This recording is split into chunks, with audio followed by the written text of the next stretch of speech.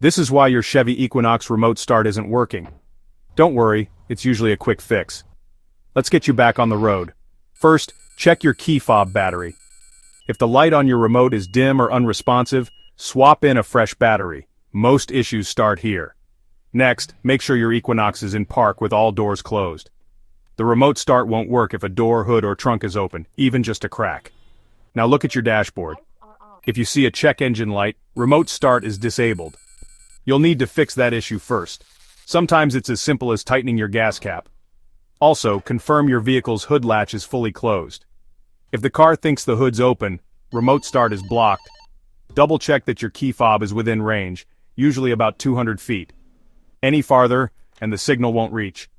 Finally, if none of these steps work, try reprogramming your remote following instructions in your owner's manual.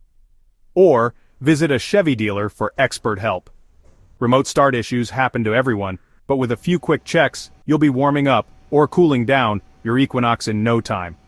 Stay savvy, and drive safe.